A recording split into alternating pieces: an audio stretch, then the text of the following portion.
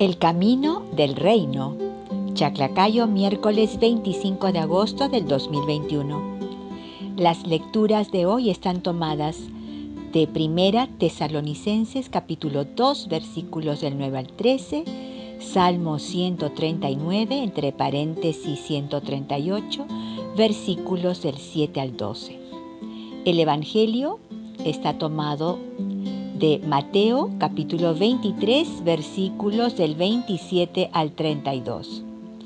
El tema de hoy: de padres gatos, hijos michinos. Padre Félix solía repetirme este refrán: Blanca, recuerda, de padres gatos, hijos michinos. Lo que me recuerda es que a veces los padres que fuman, consumen alcohol, juegan la tinca o apuestan a otras cosas, ven televisión por horas, juerguean, son infieles, no van a misa, no estudian la Biblia, tienen la loca ilusión de que sus hijos serán disciplinados, deportistas, buenos esposos y muy estudiosos. ¡Ay, ay, ay! ¡Qué ilusión más infantil! De padres gatos, hijos michinos, señores. Esos hijos serán probablemente vagos, nunca levantan un dedo para ayudar al prójimo. Tal vez son drogos y de verdad serán una carga para la sociedad. Las lecturas de hoy nos presentan un contraste. La primera lectura nos habla del trabajo. El trabajo es un valor. En Google encontré esta definición: el trabajo es el eje en torno al cual giran la organización y el progreso de la humanidad. Ofrece a cada hombre la oportunidad de crecer, desarrollar sus capacidades, realizarse como persona.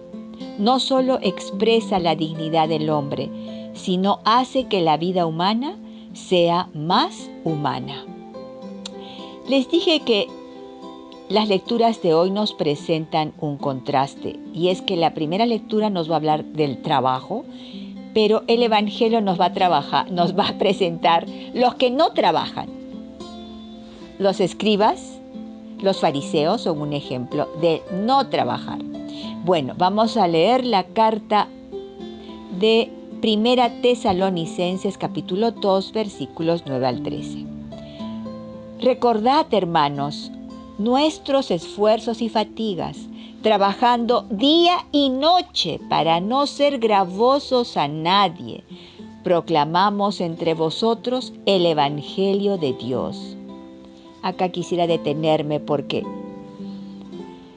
el trabajo, sea el que sea, barriendo, limpiando, cocinando, lavando los servicios en un restaurante, es indispensable realizar un trabajo para no ser gravosos para nadie. ¿Qué significa ser gravoso? O sea que vamos a hacer una carga de repente para nuestros padres viviendo en sus casas porque somos mayores, pero seguimos viviendo en la casa de los padres, lo cual no es bueno. Los padres necesitan tener su espacio y los hijos necesitan crear su propia familia. Bueno, continuemos. Vosotros sois testigos, y Dios también, de lo leal, recto e irreprochable que fue nuestro proceder con vosotros, los creyentes. Fue leal, recto e irreprochable.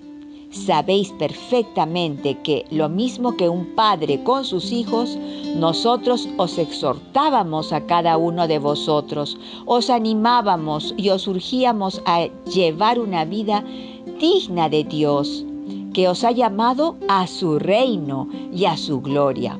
Por tanto, también nosotros damos gracias a Dios sin cesar, porque al recibir la palabra de Dios que os predicamos, la acogisteis no como palabra humana, sino, cual es en verdad, como palabra de Dios, que permanece operante en vosotros los creyentes.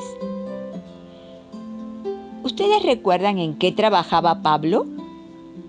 Pues él fabricaba carpas trabajaba de noche haciendo sus carpas, venderlas al día siguiente y poder evangelizar durante el día.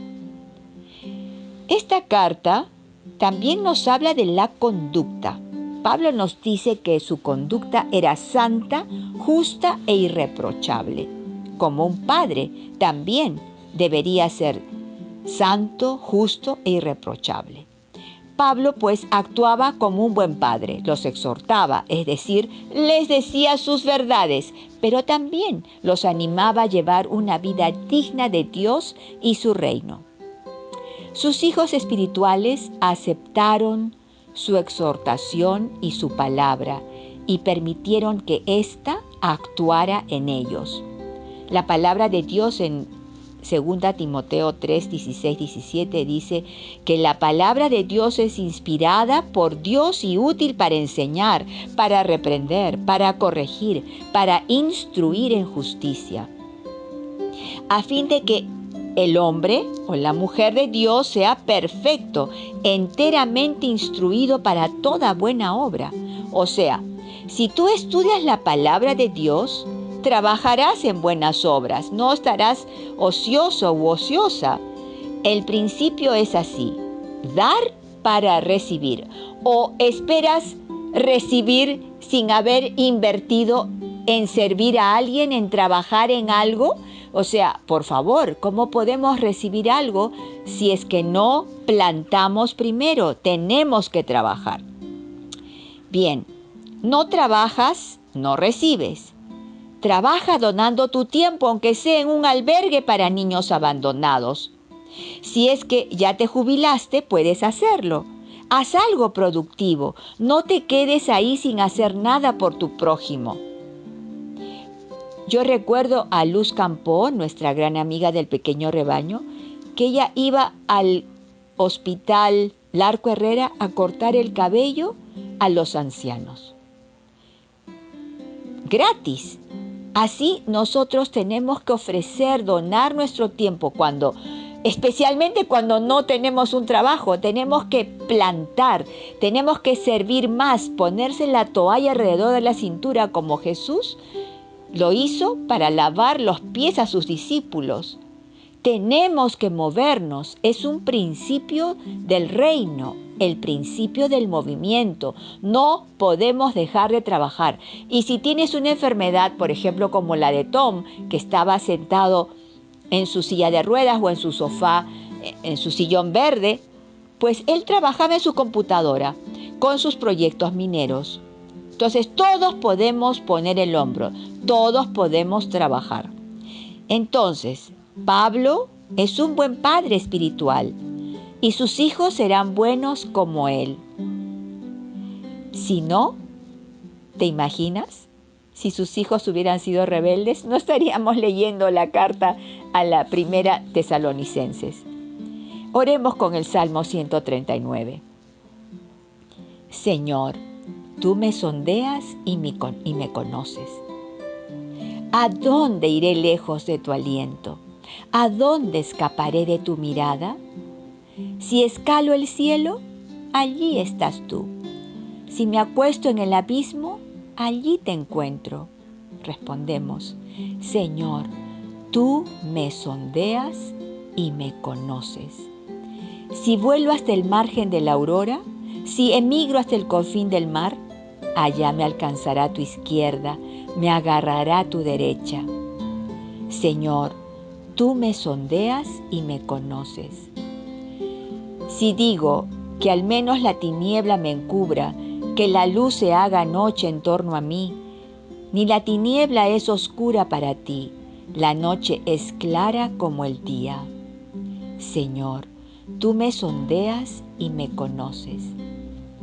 Padre Ignacio Larrañaga, cuando enseña una de las modalidades de oración llamada la oración de contemplación, utiliza este versículo del Salmo 139 para iniciar el silenciamiento interior y llegar a la contemplación. El Señor, tú me sondeas y me conoces.